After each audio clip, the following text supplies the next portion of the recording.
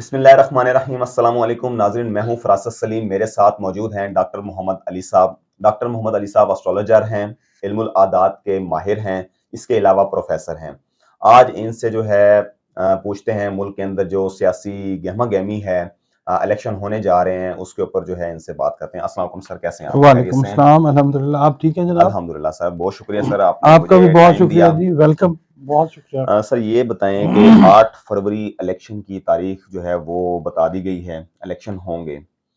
अभी भी कन्फ्यूजन है। सुप्रीम कोर्ट ने एक तो मना कर दिया कि मेन स्ट्रीम मीडिया के ऊपर आप ये बात नहीं करेंगे कि इलेक्शन होंगे या नहीं होंगे, किसी किस्म की कन्फ्यूजन पैदा नहीं करनी, और ना ही कोई रिपोर्टर या एंकर बाहर जाकर माइक लेके अवाम से कहेगा। अलबत्ता सोशल मीडिया के ऊपर लोग जो हैं, सहाफ़ी लोग हैं, वो बात कर रहे हैं क्योंकि खदशात मौजूद हैं। 8 फरवरी को पहले तो ये बताएं कि जायचा क्या कहता है कि इलेक्शन होंगे या नहीं होंगे?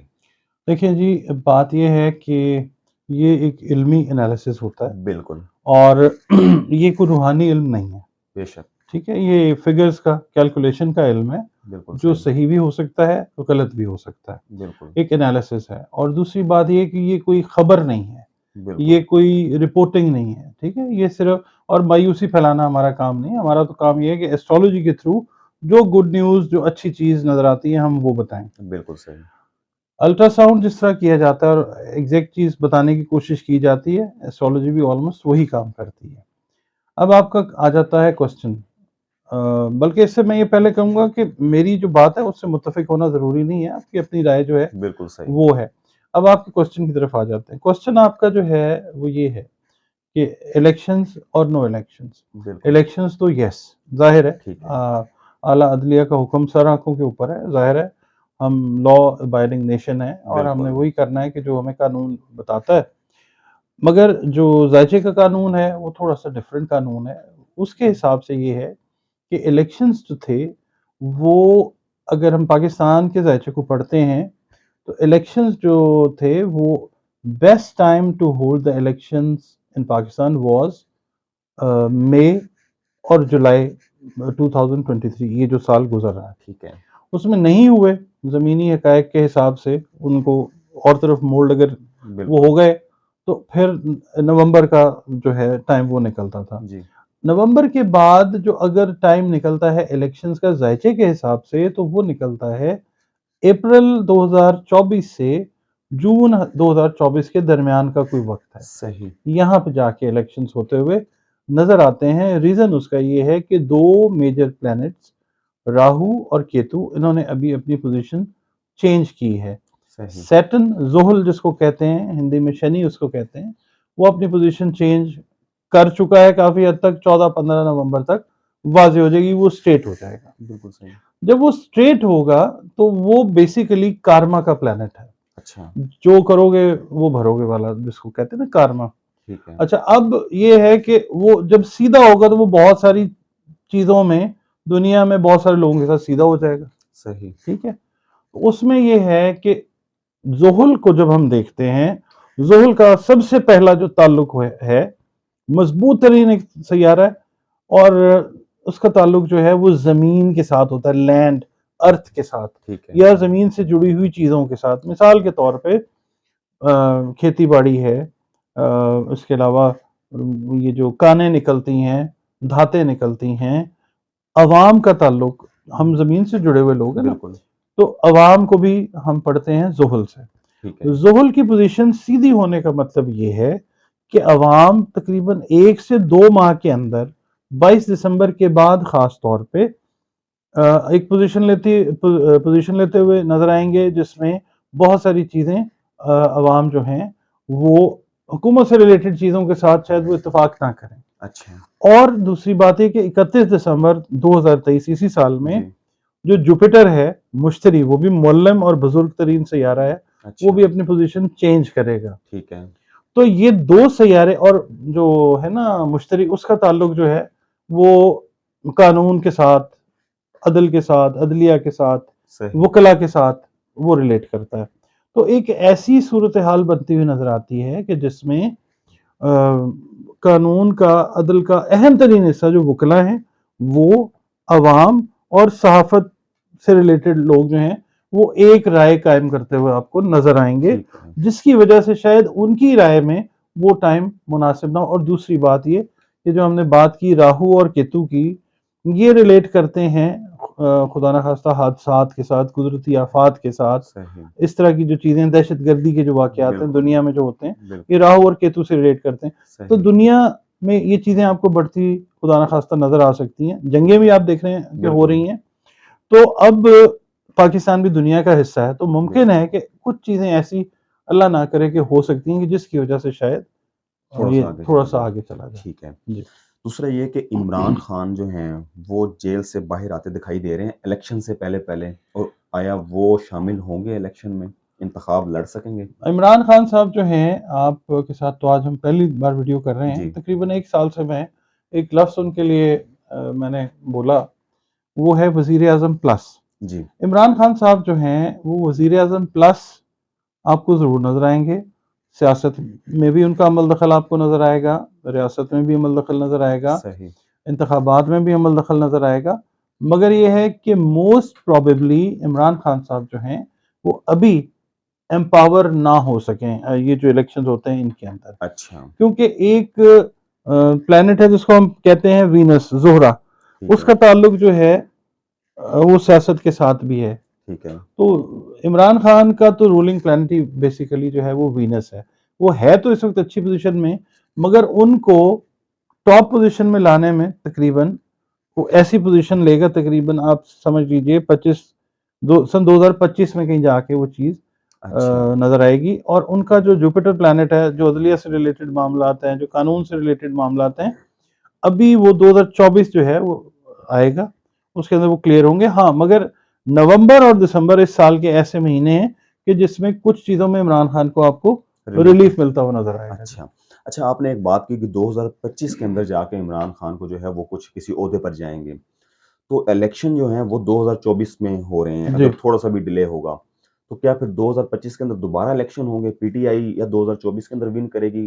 किस तरीके से आप आप बिल्कुल सही समझे हैं कि 2025 में एक इलेक्शन और पाकिस्तान के ज़ायचे में नज़र आता है।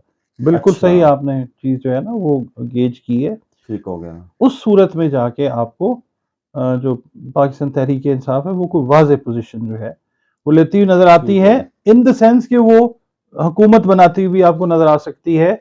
और अभी जो पोल्स हो रहे हैं, जो भी सोशल मीडिया के ऊपर हो रहे हैं, बड़े-बड़े पोल हो रहे साथी हैं या कर रहे पोल हैं। खुल रहे हैं, बिल्कुल, ठीक है ना? तो वो उसमें तो पीटीआई आपको लीड लेती हुई नज़र आ रही है। बिल्कुल, वो आपको पता भी है कि पब्लिक सेंटिमेंट है क्या। बिल्कुल। तो उसमें तो कोई दो राय नहीं है। मगर अगर हम हुक्मरानी के हिसाब से बात करते हैं, तो 2025 में जाके इस ठीक है, पोजीशन में आती हुई पीटीआई नजर आती है कि वो शायद अपनी अच्छे तरीके अच्छी से पोज़ीशन गवर्नमेंट ले बना लें, सके। ठीक हो गया। अच्छा सर, इस तरह है कि एक तो सदर पाकिस्तान जो आरिफ अलवी साहब हैं, उन्होंने एक लेटर लिखा कल निगरान वज़ीर-ए-आज़म अनवरुल हक काकड़ साहब को, और उन्होंने कहा कि पीटीआई को लेवल प्लेइंग फ़ील्ड जो है वो मुहैया की जाए। और उसके साथ ही उन्होंने एक लेटर जो उमर अय्यूब साहब ने सदर पाकिस्तान को लिखा था, लेवल प्लेइंग फ़ील्ड का मुतालबा किया था सदर पाकिस्तान से, उन्होंने उस लेटर की कॉपी भी, उमर अय्यूब के लेटर की कॉपी भी साथ लफ़ करके भेज दी है। आप क्या समझते हैं कि पीटीआई को लेवल प्लेइंग फ़ील्ड जो है इस इलेक्शन में मिलेगी? अभी तक तो वो ना कन्वेंशन कर पा रहे हैं, ना ही वो कोई मीटिंग कर पा रहे हैं, ना कोई वो किसी किस्म की प्रेस कॉन्फ्रेंस कर पा रहे हैं, सिवाय उन प्रेस कॉन्फ्रेंसेस की जो उनसे करवाई जा रही है या इंटरव्यू करवाया जा रहा है, उसके अलावा क्या कहते हैं आप? फरासा साहब, ये तो खैर अब सियासी बात हो जाती है। हुँ, कहते हुए भी इंसान सोचता है, बात बिल्कुल, करते हुए भी, क्योंकि जो भी हालात हैं इस वक्त, बिल्कुल, वो कहते हैं ना, एक शेर है बड़ा खूबसूरत कि हमें भी बोलना आता है, बोल सकते हैं। बिल्कुल, हमारे चाहने वालों को अगर बुरा ना लगे तो हमने कोई बुरा लगने वाली बात नहीं करनी है। बिल्कुल, बस ये मैं आपको बता देता हूँ कि पीटीआई आपको इलेक्शंस जो अब होते अभी हैं, होंगे, ठीक आपको है। पार्टिसिपेट भी करती हुई नज़र आएगी। अच्छा, नवंबर और दिसंबर में पीटीआई बेसिकली जुड़ी हुई है इमरान खान के साथ। बिल्कुल, पीटीआई जो है वो इमरान खान है। बिल्कुल, पीटीआई का जो ज़ायचा है और इमरान खान का ज़ायचा, वो हमने देखना है इकट्ठे। इमरान सही, खान आपको नवंबर-दिसंबर में रिलीफ लेते हुए नज़र आएँगे। नवंबर-दिसंबर में पीटीआई आपको जो है वो एक्टिव होती हुई ठीक है। पॉलिटिकली वो नज़र आएगी। यानी कि आप रिलीफ़ मिलते देख रहे हैं, तो साइफ़र और 9 मई वाक़यात यही फ़ोकस हुए हैं ज़्यादा, तो इनमें रिलीफ़ मिल जाएगा? ये तो बड़े ग्राउंड रियलिटी तो इसकी बहुत ज़्यादा खतरनाक दिखाई दे रही है। देखिए, ज़ायचे के हिसाब से अगर हम देखते हैं ना, पाकिस्तान तहरीक इंसाफ का ये जायचा हमारे सामने खुला हुआ ठीक है, है। जेमिनी है एक प्लैनेट ठीक है, जो लॉर्ड ऑफ कम्युनिकेशन कंसिडर किया जाता है। सही, communication in the form of verbal expression, ठीक है, communication in the form of written expressions, ठीक है, ये मरकरी डील करता है। मरकरी इनका इस वक्त जो ट्रांजिट का मरकरी है, ये रेड कलर का आप देख रहे हैं। अगर जी, आप जी, पिक्चर लेना चाहें तो you can take a picture of that ठीक एज हो वेल। गया, तो ये जो है ये 7th हाउस में है, स्कॉर्पियो में। ठीक है, इसका मतलब ये है कि ये जो केसेस हैं जो कम्युनिकेशन से, cipher is also sort of बिल्कुल, कम्युनिकेशन, कम्युनिकेशन से रिलेटेड है, मतलब ये है कि वो डिप्लोमेटिक कम्युनिकेशन है ना, जी, जी, वो कम्युनिकेशन ही है। ठीक है, तो ये इस वक्त पीटीआई का जो 7वां घर है, इसमें 3 बड़े प्लैनेट्स, पावर का एक प्लैनेट मार्स, सन इज्जत से रिलेट करता है, ठीक है, और ये मरकरी। ठीक हो गया, ये 7वें घर में होने का मतलब ये लगता है जायचे से कि ये केसेस जो हैं ये अपनी कदर अहमियत जो है खो देंगे, ये खत्म हो जाएगी। ठीक हो गया। अच्छा सर, फवाद चौधरी साहब दूसरी दफ़ा गिरफ्तार हो गए जी। और उनके ऊपर मुकदमा ऐसा है कि उन्होंने खाद की बोरियाँ, 4 चारपाइयाँ, कुर्सी, सोफ़ा, उसके ऊपर एफ़आईआर काटी गई और उससे पहले एक एफ़आईआर काटी गई, 50 लाख रुपया लिया गया और अब जो है वो गिरफ्तार भी हो गए और वो ऐसे वक़्त में लिए पैसे उन्होंने या चोरी की जब वो वज़ीर थे। जी। अच्छा, अब उनका ज़ायचा क्या कहता है कि वो पीटीआई में दोबारा उनकी शमूलियत हो जाएगी? क्योंकि एक दफ़ा जब उन्होंने प्रेस कॉन्फ्रेंस कर दी, वो छोड़ आए पीटीआई को, तो वो बहुत यानी कि उनका इमेज जो है वो ख़राब हो गया पीटीआई में। क्या दोबारा उनकी शमूलियत हो सकती है? क्योंकि अब वो जेल काट रहे हैं, तो वो उनके लिए मुनासिब नहीं था कि उस वक़्त जेल काट लेते, बजाए अब भी तो उन्होंने लंबे दिनों दिनों के लिए अंदर ही जाएँगे। आपके क्वेश्चंस के ना 3-4 पार्ट है, मैं शॉर्टली जी, जी। जवाब देता हूँ।